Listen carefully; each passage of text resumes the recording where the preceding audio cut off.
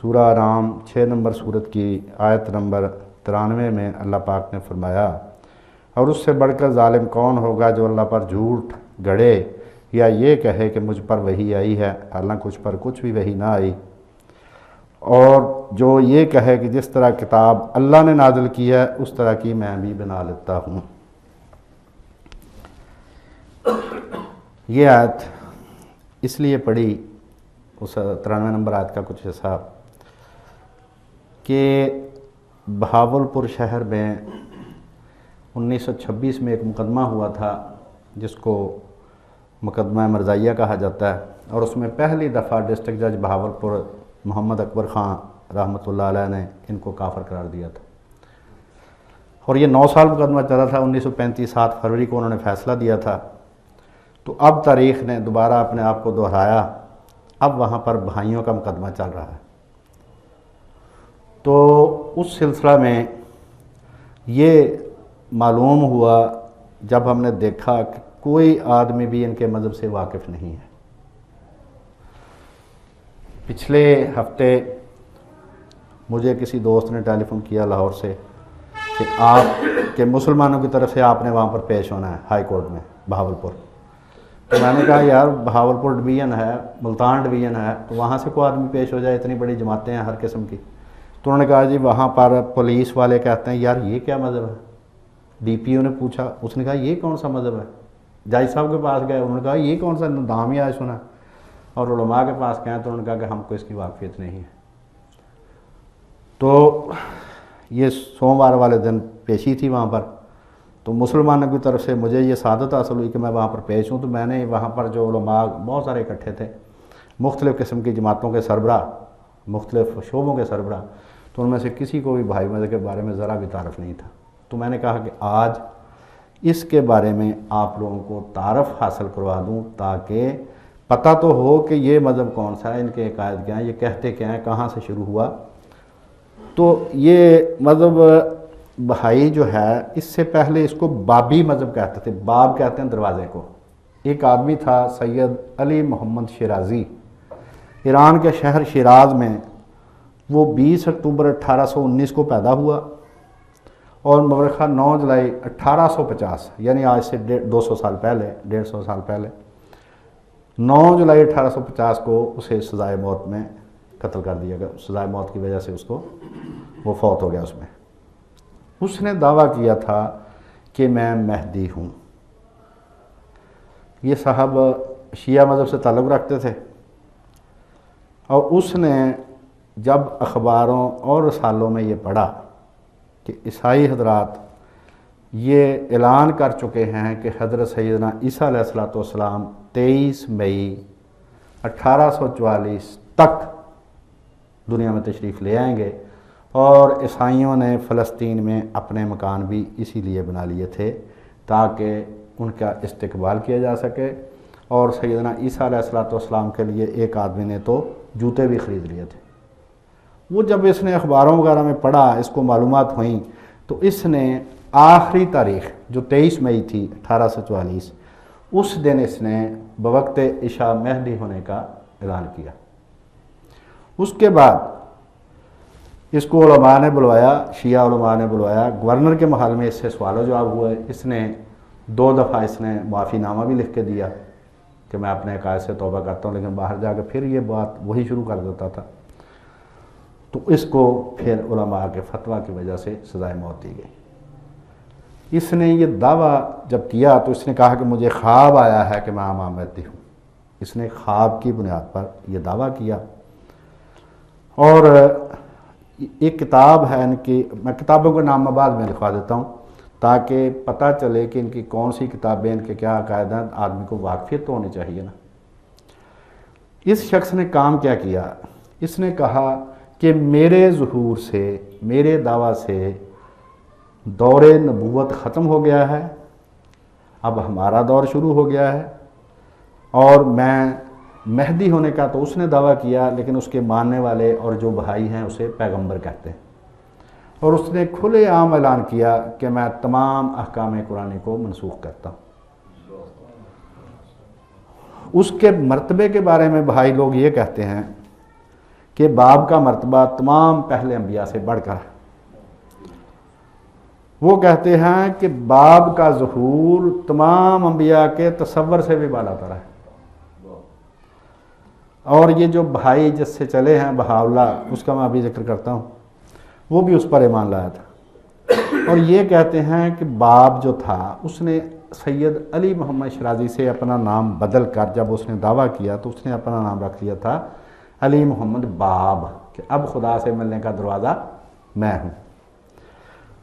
تو یہ کہتے ہیں کہ وہ سلطان الرسل تھا، وہ تمام انبیاء کا سلطان تھا۔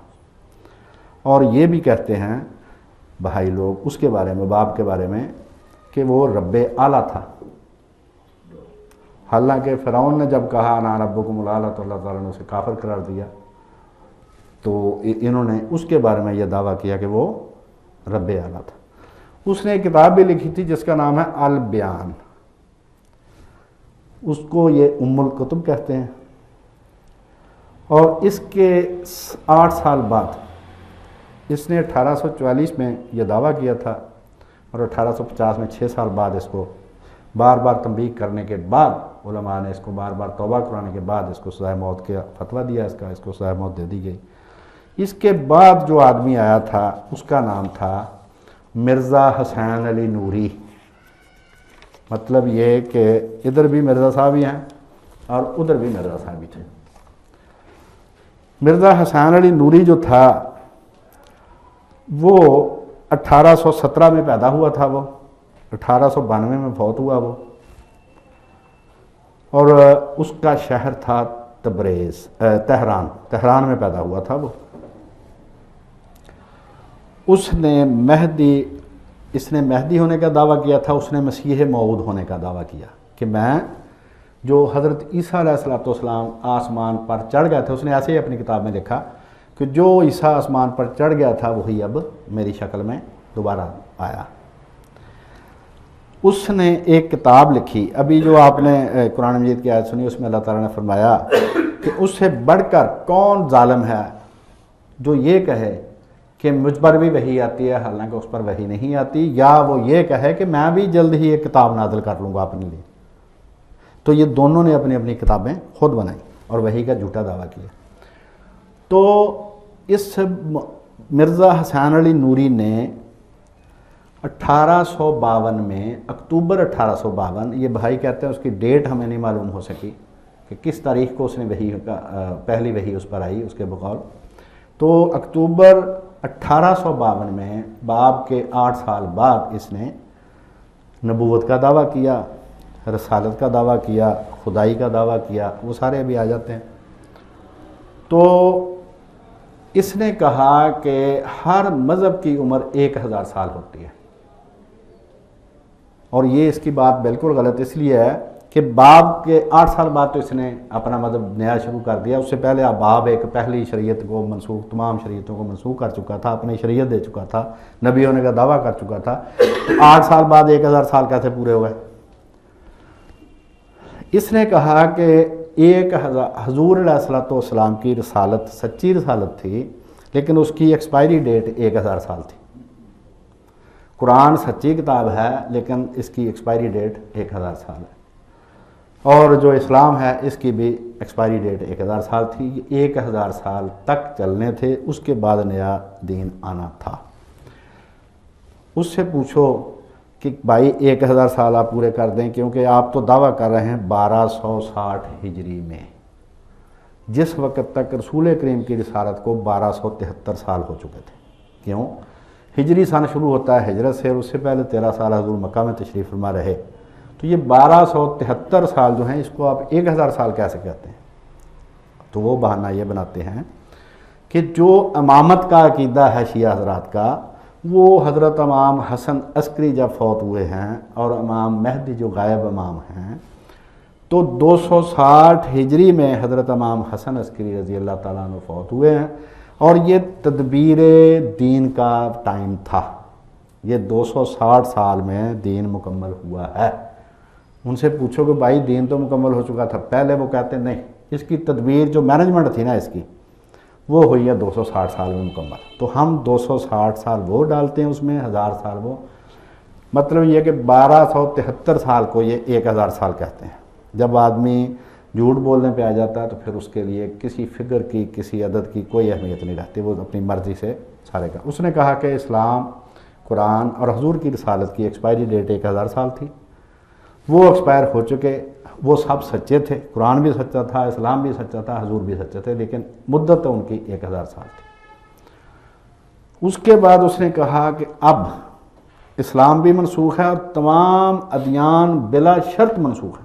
جتنے دین مجھ سے پہلے تھے وہ سارے کے سارے بلا شرط منسوخ ہیں. اور یہ جو مرزا حسین علی نوری عرف بہاولہ ہے یہ مسیح موعود ہے. صرف یہ نہیں کہ مسیح موعود ہے بلکہ موعود کل ادیان ہے، کہ تمام مذاہب جتنے دنیا میں دین آئے ان سب میں اس کے آنے کا وعدہ کیا گیا تھا. مطلب یہ کہ خیالی پلا جب پکانا ہے تو پھر دیسی گھی ڈالنا چاہیے اس میں پھر ڈالڈا نہیں ڈالنا چاہیے. اس کے دعویٰ کی بنیاد اس سے پوچھا گیا کہ بھئی آپ کے دعویٰ کی بنیاد کیا ہے، کس بنیاد پہ آپ نے نبوت کا دعویٰ کیا؟ تو اس نے کہا کہ مجھے خواب آیا تھا. اس کے دعویٰ کی بنیاد بھی خواب. کہتا ہے خواب میں مجھے بتایا گیا کہ آپ. اب اس نے کہا پوزیشن یہ ہے کہ کسی کے بھی اعمال اس وقت قبول ہوں گے جب میری رضا اس میں شامل ہوگی.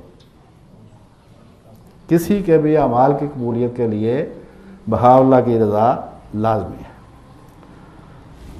وہاں پر جب مقدمے میں میرا بیان ہو رہا تھا تو اس وقت اس سے پہلے جاج صاحب نے کہا کہ بھائی انہوں نے نبوت کا دعویٰ تو اس آدمی نے کیا ہے لیکن رب ہونے کا دعویٰ نہیں اس نے کیا میرے علم کے مطابق. تو میں نے کہا سر یہ سنیں.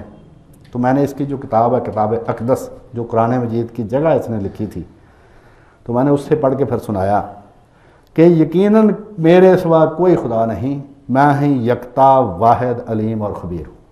تو جیسا میرے منہ کی طرف دیکھ رہا تھا کہنے لگے یار یہ کہاں سے تم نے؟ میں نے کہا یہ اس کی اپنی کتاب ہے، یہ کہ یہ اس کی کسی چیلے کی کتاب نہیں ہے. اس نے خود لکھا ہے کہ یقیناً میرے سوا کوئی خدا نہیں.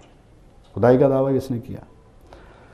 اور اس کا جو نواسا تھا ان کا تیسرا سربراہ بہاءاللہ کے بعد اس کا بیٹا عباس افندی اس کا اصل نام تھا، عبد البہا اس کا لقب تھا، وہ سربراہ بنا. اور تیسرا جو ان کا سربراہ تھا وہ اس کا بہا کا نواسا تھا کیونکہ عباس افندی کی اولاد نہیں تھی اور شوقی کے بھی اولاد نہیں تھی. تو شوقی افندی ان کا تیسرا سربراہ تھا. تو شوقی افندی نے جو بہاءاللہ کے القاب لکھے ہیں اس میں لکھا ہے الموجود بالذات. یہ اللہ تعالیٰ کی صفت ہے کہ وہ کسی کے بنانے سے نہیں بنا، وہ اپنی ذات سے آپ وہ موجود ہے. تو اس نے کہا کہ وہ سیلف ایگزسٹنٹ، خود موجود وہ بہاءاللہ ہے. اس نے کہا کہ وہ رب الارباب ہے، ربوں کا رب ہے، مالک الملک ہے، مالک دنیا ہے، رب الجنود ہے، لشکروں کا رب جو قرآن مجید میں آتا ہے وہ بھی وہ، اور رب رحمان وہی ہے. اس نے بہاءاللہ نے ایک کتاب لکھی جس کا نام ہے اقدس. دوسری کتاب ہے اس کی ایقان. اس کے علاوہ اس نے بہت سارے خط لکھے جن کو الواح کہتے ہیں، لوح کی جمع، لوح کہتے ہیں تختی کو. تو اس کی جو شریعت کی کتاب ہے اس کو کہتے ہیں کتاب اقدس. اب وہ کہتا ہے کہ 1000 سال تک وہ دنیا پر حکمرانی کرے گی اور 1852 سے 1000 سال تک جو بھی شخص نبی ہونے کا دعویٰ کرے گا وہ جھوٹا ہے. اور اس لیے وہ کہتے ہیں کہ جو مرزا صاحب نے دعویٰ ادھر کیا ہے وہ ان کے بہت بڑے ان کے عالم تھے، ڈاکٹر صابر آفاقی، آزاد کشمیری یونیورسٹی میں وہ پروفیسر تھے. انہوں نے کتاب لکھی ہے ظہور مہدی و مسیح. تو اس میں انہوں نے لکھا کہ یہ دجال ہے، کیونکہ ہمارے بہاءاللہ صاحب کہا گئے تھے کہ 1000 سال پہلے سے اب 1000 سال تک کوئی نبی نہیں آئے گا.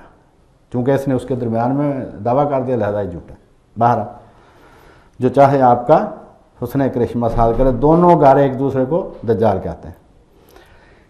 اس نے 1873 میں یہ کتاب لکھی اقدس، اور اس میں اپنی شریعت ماننے کا اس نے حکم دیا. شریعت پہلی اس نے منسوخ کر دی اور اب شریعت سنیں ان کی کیا ہے. اس نے اپنی قبر کو قبلہ قرار دیا کہ میں جہاں پر بھی دفن ہوں گا وہ آپ لوگوں کا قبلہ ہوگا. اب یہ لوگ عکا میں وہ دفن ہے، عکا بندرگاہ ہے اسرائیل کی، تو وہاں پر اس کی قبر ہے، تو اس کی طرف منہ کر کے نماز پڑھتے ہیں. آج ہی میں نے ایک جو بہائی بزرگ ہیں ان سے صبح بات کر رہا تھا میں، تو میں نے ان سے پوچھا کہ یہ کس طرف ہے آپ کے گاؤں سے؟ تو اس نے کہا کہ یہ خانہ کعبہ سے دائیں طرف 30 درجے ہے، 30 درجے دائیں طرف ہم منہ کرتے ہیں۔ تو میں نے اس سے پوچھا کہ آپ کا کلمہ کیا ہے؟ اس نے کہا ہمارا کوئی کلمہ نہیں، صرف 3 باتیں جو مان لے وہ بھائی ہو جاتا ہے۔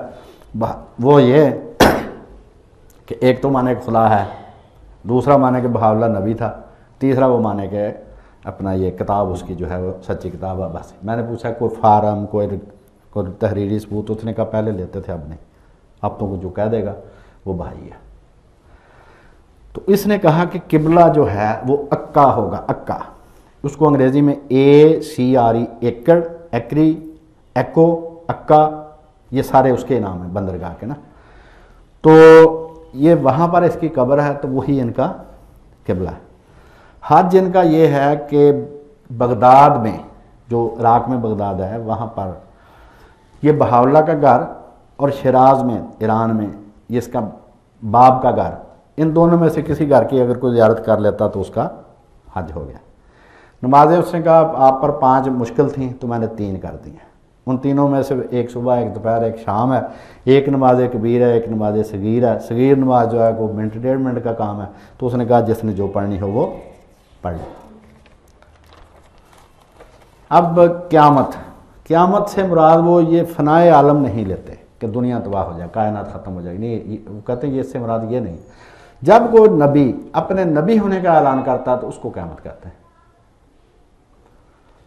اس کے بعد جنت دوزخ، وہ کہتے ہیں کہ جنت دوزخ کے وہ منکر ہیں، تو وہ کہتے ہیں جنت سے مراد یہ ہے کہ خدا تعالیٰ کی معرفت کی خوشی، یہ جنت ہے، اور خدا تعالیٰ کی معرفت نہ ہونا یہ دوزخ ہے۔ روزے اس نے 19 مقرر کیے، جو 2 مارچ سے 20 مارچ تک رکھے جاتے ہیں عموماً، وہ ان کا اپنا مہینہ ہے، اس کے حساب سے 1 آدھ دن آگے پیچھے ہو جاتا ہے، لیکن نہیں بھی ہوتا، عموماً یہ 2 تاریخ سے 20 مارچ تک، 2 مارچ سے 20 مارچ 19 روزے۔